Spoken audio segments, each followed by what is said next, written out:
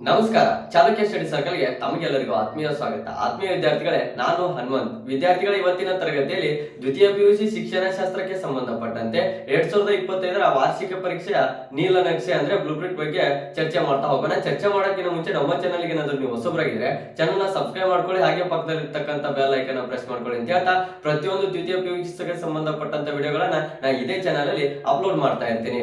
ವಿದ್ಯಾರ್ಥಿಗಳೇ ನೋಡಿ, ಶಿಕ್ಷಣಶಾಸ್ತ್ರ ನೀಲನಕ್ಷೆ 2025 ನಾವು ನೋಡ್ತಾ ಹೋದ್ರೆ ನಿಮ್ಗೆ ಸ್ಕ್ರೀನ್ ಅಲ್ಲಿ ಕೊಡ್ತೀನಿ ನೋಡಿ. ಆ ರೀತಿ ನೀವೇನಾದ್ರೂ ಬ್ಲೂ ಪ್ರಿಂಟ್ ನೋಡ್ಕೊಂಡ್ರೆ ಅಂದ್ರೆ ಬೋರ್ಡ್ ನವರು ಕೊಟ್ಟಂತ ಬ್ಲೂ ಪ್ರಿಂಟ್ ನೋಡ್ಕೊಂಡ್ರೆ ಅದರಲ್ಲಿ ಎರಡು ಭಾಗಗಳಿವೆ.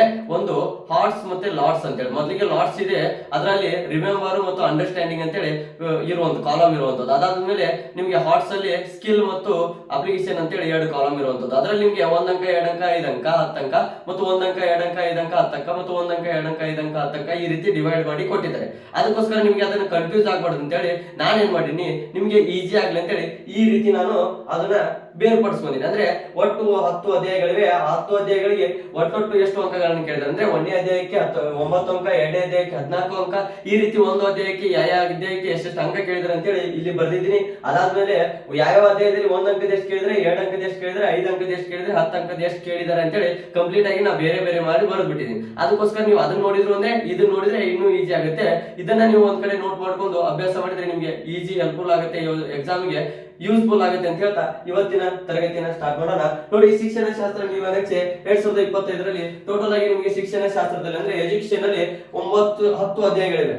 ಟೋಟಲ್ ಆಗಿ 10 ಅಧ್ಯಾಯಗಳಿವೆ. ಆ 10 ಅಧ್ಯಾಯಗಳಲ್ಲಿ ನಿಮಗೆ ಯಾವ ಅಧ್ಯಾಯಕ್ಕೆ ಎಷ್ಟು ಅಂಕ ಕೊಟ್ಟಿದ್ದಾರೆ ಅಂತ ನಾವು ನೋಡ್ತಾ ಹೋದ್ರೆ, ಮೊದಲನೇ ಅಧ್ಯಾಯ ಬಂದ್ಬಿಟ್ಟು 9 ಅಂಕ ನಿಗದಿ ಆಗಿರುವಂತದ್ದು. 2025 ಆನ್ಯುವಲ್ ಎಕ್ಸಾಮ್ ಅಲ್ಲಿ ಮೊದಲನೇ ಅಧ್ಯಾಯದಿಂದ 9 ಅಂಕ ಬರುತ್ತೆ. ಆ 9 ಅಂಕದಲ್ಲಿ ನಿಮಗೆ 2 ಅಂಕದ ಅಂದ್ರೆ 1 ಅಂಕದ 2 ಪ್ರಶ್ನೆ ಇರುವಂತದ್ದು, 1 ಅಂಕದ 2 ಪ್ರಶ್ನೆ ಇರುವಂತದ್ದು. ಅದಾದ ನಂತರ 2 ಅಂಕದ 1 ಪ್ರಶ್ನೆ ಇರುವಂತದ್ದು, 2 ಅಂಕದ 1 ಪ್ರಶ್ನೆ ಇರುವಂತದ್ದು. ಅದಾದ ನಂತರ 5 ಅಂಕದ 1 ಪ್ರಶ್ನೆ ಇರುವಂತದ್ದು. 1ನೇ ಅಧ್ಯಾಯದಲ್ಲಿ 9 ಅಂಕ ನಿಗದಿಯಾಗಿದೆ. 1 ಅಂಕದ 2 ಪ್ರಶ್ನೆ, 2 ಅಂಕದ 1 ಪ್ರಶ್ನೆ, 5 ಅಂಕದ 1 ಪ್ರಶ್ನೆ ಮತ್ತು 10 ಅಂಕದ ಪ್ರಶ್ನೆ ಈ ಅಧ್ಯಾಯದಿಂದ ಬರೋದಿಲ್ಲ. ಟೋಟಲ್ ಆಗಿ 9 ಅಂಕ 1ನೇ ಅಧ್ಯಾಯದಿಂದ ಬರುತ್ತೆ. ಅದಾದ ನಂತರ 2ನೇ ಅಧ್ಯಾಯ ಬರುತ್ತೆ. 2ನೇ ಅಧ್ಯಾಯದಲ್ಲಿ ಟೋಟಲ್ ಆಗಿ 14 ಅಂಕ ಬರುತ್ತೆ. 2ನೇ ಅಧ್ಯಾಯದಲ್ಲಿ ಟೋಟಲ್ ಆಗಿ 14 ಅಂಕ ಬರುತ್ತೆ. ಆ 14 ಅಂಕದಲ್ಲಿ 1 ಅಂಕದ 2 ಪ್ರಶ್ನೆ ಬರುವಂತದ್ದು. 14 ಅಂಕದಲ್ಲಿ 1 ಅಂಕದ 2 ಪ್ರಶ್ನೆ ಬರುತ್ತೆ, 2 ಅಂಕದ 1 ಪ್ರಶ್ನೆ ಬರುತ್ತೆ, 5 ಅಂಕದ ಪ್ರಶ್ನೆ ಬರೋದಿಲ್ಲ, 10 ಅಂಕದ 1 ಪ್ರಶ್ನೆ ಬರುತ್ತೆ. 2ನೇ ಅಧ್ಯಾಯದಲ್ಲಿ 10 ಅಂಕದ 1 ಪ್ರಶ್ನೆ, 5 ಅಂಕದ ಪ್ರಶ್ನೆ ಇರೋದಿಲ್ಲ, 2 ಅಂಕದ 1 ಪ್ರಶ್ನೆ, 1 ಅಂಕದ 2 ಪ್ರಶ್ನೆ ಬರುವಂತದ್ದು. ಟೋಟಲ್ ಆಗಿ 14 ಅಂಕ. 3ನೇ ಅಧ್ಯಾಯದಲ್ಲೂ ಕೂಡ 14 ಅಂಕ ನಿಗದಿಯಾಗಿರುತ್ತೆ. 3ನೇ ಅಧ್ಯಾಯದಲ್ಲಿ 14 ಅಂಕ ಯಾವ ರೀತಿ ಬರುತ್ತೆ, 1 ಅಂಕದ 2 ಪ್ರಶ್ನೆ ಬರುತ್ತೆ, 2 ಅಂಕದ 1 ಪ್ರಶ್ನೆ ಬರುತ್ತೆ, 10 ಅಂಕದ 1 ಪ್ರಶ್ನೆ ಬರುತ್ತೆ, 5 ಅಂಕದ ಪ್ರಶ್ನೆ ಬರೋದಿಲ್ಲ. ಟೋಟಲ್ ಆಗಿ 3ನೇ ಅಧ್ಯಾಯದಲ್ಲಿ 14 ಅಂಕ, 1 ಅಂಕದ 2 ಪ್ರಶ್ನೆ, 2 ಅಂಕದ 1 ಪ್ರಶ್ನೆ, 10 ಅಂಕದ 1 ಪ್ರಶ್ನೆ ಬರುವಂತದ್ದು. ಅದಾದ ನಂತರ 4ನೇ ಅಧ್ಯಾಯದಲ್ಲಿ 11 ಅಂಕ. 4ನೇ ಅಧ್ಯಾಯದಲ್ಲಿ 11 ಅಂಕ ಯಾವ ರೀತಿ ಬರುತ್ತೆ, 1 ಅಂಕದ 2 ಪ್ರಶ್ನೆ, 2 ಅಂಕದ 2 ಪ್ರಶ್ನೆ, 5 ಅಂಕದ 1 ಪ್ರಶ್ನೆ, 10 ಅಂಕದ ಪ್ರಶ್ನೆ ಇರೋದಿಲ್ಲ. 5 ಅಂಕದ 1 ಪ್ರಶ್ನೆ, 2 ಅಂಕದ 2 ಪ್ರಶ್ನೆ, 1 ಅಂಕದ 1 ಪ್ರಶ್ನೆ, ಟೋಟಲ್ ಆಗಿ 11 ಅಂಕ 4ನೇ ಅಧ್ಯಾಯದಿಂದ ಬರುವಂತದ್ದು. ಅದಾದ ನಂತರ 5ನೇ ಅಧ್ಯಾಯ ನಾವು ನೋಡ್ತಾ ಹೋದ್ರೆ 14 ಅಂಕ ಬರುವಂತದ್ದು. 5ನೇ ಅಧ್ಯಾಯದಲ್ಲಿ 14 ಅಂಕ ಯಾವ ರೀತಿ ಕೇಳ್ತಾರೆ, 1 ಅಂಕದ 2 ಪ್ರಶ್ನೆ ಕೇಳ್ತಾರೆ, 2 ಅಂಕದ 1 ಪ್ರಶ್ನೆ ಕೇಳ್ತಾರೆ, 5 ಅಂಕದ 2 ಪ್ರಶ್ನೆ ಕೇಳ್ತಾರೆ. 5 ಅಂಕದ 2 ಪ್ರಶ್ನೆ, 2 ಅಂಕದ 1 ಪ್ರಶ್ನೆ, 1 ಅಂಕದ 2 ಪ್ರಶ್ನೆ, ಟೋಟಲ್ ಆಗಿ 14 ಅಂಕ 5ನೇ ಅಧ್ಯಾಯದಿಂದ ಕೇಳುವಂತದ್ದು. ಅದಾದ ನಂತರ 6ನೇ ಅಧ್ಯಾಯ ನಾವು ನೋಡ್ತಾ ಹೋದ್ರೆ 15 ಅಂಕ ಬರುತ್ತೆ. 6ನೇ ಅಧ್ಯಾಯದಲ್ಲಿ 15 ಅಂಕ ಬರುತ್ತೆ. ಟೋಟಲ್ ಆಗಿ 1 ಅಂಕದ 3 ಪ್ರಶ್ನೆ ಬರುತ್ತೆ, 2 ಅಂಕದ 1 ಪ್ರಶ್ನೆ ಬರುತ್ತೆ, 5 ಅಂಕದ 2 ಪ್ರಶ್ನೆ ಬರುವಂತದ್ದು, 5 ಅಂಕದ 2 ಪ್ರಶ್ನೆ ಬರುವಂತದ್ದು. ಅದಾದ ನಂತರ ನಿಮ್ಗೆ 7ನೇ ಅಧ್ಯಾಯ ಬರುತ್ತೆ. 7ನೇ ಅಧ್ಯಾಯದಲ್ಲಿ ಟೋಟಲ್ ಆಗಿ 11 ಅಂಕ ಬರುತ್ತೆ. 7ನೇ ಅಧ್ಯಾಯದಲ್ಲಿ 11 ಅಂಕ ಬರುತ್ತೆ. ಆ 11 ಅಂಕದಲ್ಲಿ 1 ಅಂಕದ 2 ಪ್ರಶ್ನೆ ಬರುತ್ತೆ, 1 ಅಂಕದ 2 ಪ್ರಶ್ನೆ ಬರುತ್ತೆ, 2 ಅಂಕದ 2 ಪ್ರಶ್ನೆ ಬರುತ್ತೆ, 5 ಅಂಕದ 1 ಪ್ರಶ್ನೆ ಬರುವಂತದ್ದು, 5 ಅಂಕದ 1 ಪ್ರಶ್ನೆ ಬರುವಂತದ್ದು. ಅದಾದ ನಂತರ ನಿಮ್ಗೆ 8ನೇ ಅಧ್ಯಾಯ ನಾವು ನೋಡ್ತಾ ಹೋದ್ರೆ 11 ಅಂಕ ಬರುವಂತದ್ದು.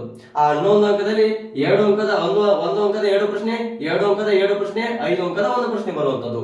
11 ಅಂಕ ಬರುತ್ತೆ. ಟೋಟಲ್ ಆಗಿ 8ನೇ ಅಧ್ಯಾಯದಲ್ಲಿ 11 ಅಂಕದಲ್ಲಿ 1 ಅಂಕದ 2 ಪ್ರಶ್ನೆ, 2 ಅಂಕದ 2 ಪ್ರಶ್ನೆ, 5 ಅಂಕದ 1 ಪ್ರಶ್ನೆ ಬರುವಂತದ್ದು. ಅದಾದ ನಂತರ 9ನೇ ಅಧ್ಯಾಯ ನೋಡ್ತಾ ಹೋದ್ರೆ 6 ಅಂಕ ಬರುತ್ತೆ. 9ನೇ ಅಧ್ಯಾಯದಲ್ಲಿ 6 ಅಂಕ ಬರುತ್ತೆ.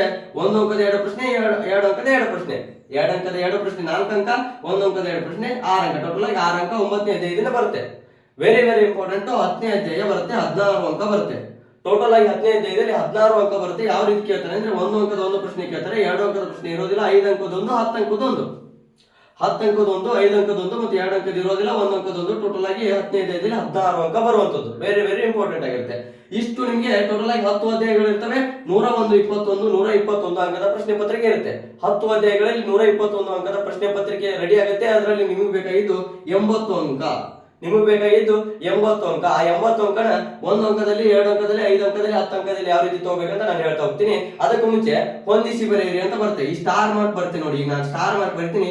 ಈ ಸ್ಟಾರ್ ಮಾರ್ಕ್ ಯಾವಿದೆ ಆ ಅಧ್ಯಾಯದಲ್ಲಿ ನಿಮ್ಗೆ ಹೊಂದಿಸಿ ಬರೆ ಬರುತ್ತೆ. ಹೊಂದಿಸಿ ಬರೆಯಿರಿ ಅಂತೇಳಿ ಈ ಸ್ಟಾರ್ ಮಾರ್ಕ್ ಹಾಕಿದಂತ ಅಧ್ಯಾಯದಲ್ಲಿ ಕೇಳ್ತಾರೆ. ಯಾವ್ಯಾವ ಅಧ್ಯಾಯ ನೋಡ್ತಾ ಹೋದ್ರೆ 3ನೇ ಅಧ್ಯಾಯ, 4ನೇ ಅಧ್ಯಾಯ, 5ನೇ ಅಧ್ಯಾಯ, 3, 4, 5 ಮತ್ತು 7, 8 ಅಧ್ಯಾಯಗಳಲ್ಲಿ ನಿಮ್ಗೆ ಹೊಂದಿಸಿ ಬರೆಯಿರಿ ಪ್ರಶ್ನೆ ಕೇಳ್ತಾರೆ 1 ಅಂಕಕ್ಕೆ. ಅದು ಕೂಡ ಇದರಲ್ಲೇ ಬರುವಂತದ್ದು.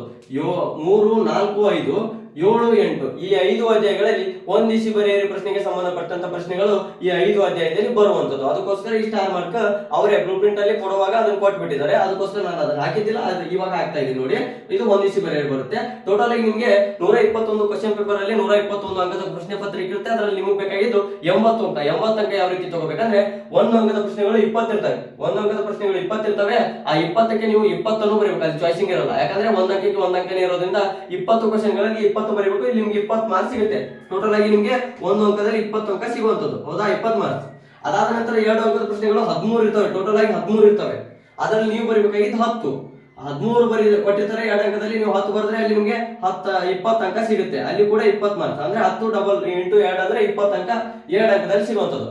ಅದಾದ ನಂತರ ನಿಮ್ಗೆ 5 ಅಂಕದ್ದು ಟೋಟಲ್ ಆಗಿ 9 ಪ್ರಶ್ನೆ ಕೊಟ್ಟಿರ್ತಾರೆ. 5 ಅಂಕದಲ್ಲಿ 9 ಪ್ರಶ್ನೆ ಕೊಟ್ಟಿರ್ತಾರೆ. ಅದರಲ್ಲಿ ನೀವು ಬರೀಬೇಕಾಗಿದ್ದು 6. 6 ನಿಮ್ಗೆ 30 ಅಂಕ ಇಲ್ಲಿ ಸಿಗುವಂತದ್ದು. 6 30. 5 ಅಂಕದಲ್ಲಿ ನಿಮ್ಗೆ 30 ಅಂಕ ಮ್ಯಾಕ್ಸಿಮಮ್ ತಗೋಬಹುದು. ಅದಾದ ನಂತರ 10 ಅಂಕದ ಪ್ರಶ್ನೆಗಳಲ್ಲಿ 3 ಕೇಳ್ತಾರೆ. 10 ಅಂಕದ ಪ್ರಶ್ನೆಗಳಲ್ಲಿ 3 ಕೇಳ್ತಾರೆ. ಅದರಲ್ಲಿ ನೀವು 1 ಬರೆದ್ರೆ ನಿಮ್ಗೆ 10 ಅಂಕ ಸಿಗುವಂತದ್ದು. ನೋಡಿ, 10 ಅಂಕದ ಪ್ರಶ್ನೆಗಳಲ್ಲಿ 10 ಅಂಕ, 5 ಅಂಕದ ಪ್ರಶ್ನೆಗಳಲ್ಲಿ ನೀವು ಮ್ಯಾಕ್ಸಿಮಮ್ 30 ಅಂಕ ತಗೋಬಹುದು. ಅಲ್ಲಿ 40 ಆಯ್ತು. 2 ಅಂಕದ ಪ್ರಶ್ನೆಗಳಲ್ಲಿ ಮ್ಯಾಕ್ಸಿಮಮ್ 20 ತಗೋಬಹುದು. 60 ಆಯ್ತು. 1 ಅಂಕದ ಪ್ರಶ್ನೆಗಳಲ್ಲಿ 20ಕ್ಕೆ 20 80 ಪ್ರಶ್ನೆಗಳನ್ನ ಆಗತ್ತೆ. ನಿಮ್ಗೆ ಕ್ವಶನ್ ಗಳನ್ನ ಹೆಚ್ಚಿಗೆ ಕೊಟ್ಟಿರ್ತಾರೆ. ನೀವು ಬೇಕಾಗಿದ್ದು 80 ಪ್ರಶ್ನೆಗೆ ಉತ್ತರವನ್ನು ಬರೆದ್ರೆ ಸಾಕು. ಅದರಲ್ಲಿ ನಿಮ್ಗೆ ಲಾಟ್ಸ್ ಮತ್ತೆ ಹಾರ್ಟ್ಸ್ ಅಂತ ಹೇಳಿ 2 ರೀತಿ ಡಿವಿಷನ್ ಇರುತ್ತೆ. ಅದರಲ್ಲಿ ನಿಮ್ಗೆ ಅಂಡರ್ಸ್ಟ್ಯಾಂಡಿಂಗ್ ಪ್ರಶ್ನೆಗಳು, ಸ್ಕಿಲ್ಗೆ ಸಂಬಂಧ ಪ್ರಶ್ನೆಗಳು, ರಿಮೆಂಬರ್ ಗೆ ಸಂಬಂಧಪಟ್ಟಂತ ಪ್ರಶ್ನೆಗಳು ಬರ್ತವೆ. ಅದನ್ನ ನಾನು ಮುಂದಿನ ದಿನಗಳಲ್ಲಿ ನಿಮ್ಗೆ ಮಾದರಿ ಪ್ರಶ್ನೆ ಪತ್ರಿಕೆನ ಬಿಡಿಸ್ತಾ ಹೋಗ್ತೀನಿ. ಅವಾಗ ಯಾವ ರೀತಿ ಇರುತ್ತೆ, ಸ್ಕಿಲ್ಗೆ ಸಂಬಂಧಪಟ್ಟಂತೆ, ರಿಮೆಂಬರ್ ಸಂಬಂಧಪಟ್ಟಂತೆ ಅಂತಕ್ಕಂಥ ಕ್ವಶನ್ ಗಳನ್ನ ಚರ್ಚೆ ಮಾಡ್ತಾ ಹೋಗೋಣ. ಇವತ್ತಿನ ವಿಡಿಯೋ ನಿಮ್ಗೆ ಯೂಸ್ ಆಗಿದೆ ಅನ್ಕೋತೀನಿ. ಮತ್ತೊಂದು ವಿಡಿಯೋದಲ್ಲಿ ಸಿಗ್ಬೇಕಾದ್ರೆ ನಮ್ಮ ಚಾನೆಲ್ ನೀವು ಸಬ್ಸ್ಕ್ರೈಬ್ ಆಗಿಲ್ಲ ಅಂದ್ರೆ ಚಾನೆಲ್ ಸಬ್ಸ್ಕ್ರೈಬ್ ಮಾಡ್ಕೊಳ್ಳಿ. ಹಾಗೆ ನಾನು ದ್ವಿತೀಯ PUC ವಾಟ್ಸ್ಆಪ್ ಗ್ರೂಪ್ ನ ಕ್ರಿಯೇಟ್ ಮಾಡಿದ್ದೀನಿ. ಆ ವಾಟ್ಸ್ಆಪ್ ಗ್ರೂಪ್ ಗೆ ನೀವು ಜಾಯಿನ್ ಆಗಿಲ್ಲ ಅಂದ್ರೆ ಡಿಸ್ಕ್ರಿಪ್ಷನ್ ಅಲ್ಲಿ ಲಿಂಕ್ ನ ಕೊಟ್ಟಿರ್ತೀನಿ. ದ್ವಿತೀಯ PUC 2024-25 ವಾಟ್ಸ್ಆಪ್ ಗ್ರೂಪ್ ಗೆ ನೀವು ಜಾಯಿನ್ ಆಗಿ ಹೆಚ್ಚಿನ ವಿಷಯಗಳನ್ನ ನಾನು ಅಲ್ಲಿ ಚರ್ಚೆ ಮಾಡ್ತಾ ಇರ್ತೀನಿ. ಜೊತೆಗೆ ಹೆಚ್ಚು ವಿಡಿಯೋಗಳ ಲಿಂಕ್ ಗಳನ್ನ ಅಲ್ಲಿ ನಾನು ಶೇರ್ ಮಾಡ್ತಾ ಇರ್ತೀನಿ ಅಂತ ಹೇಳ್ತಾ ಮತ್ತೊಂದು ವಿಡಿಯೋದಲ್ಲಿ ಸಿಗೋಣ. ಇವತ್ತಿನ ವಿಡಿಯೋ ನೋಡೋದಕ್ಕೆ ಧನ್ಯವಾದಗಳು.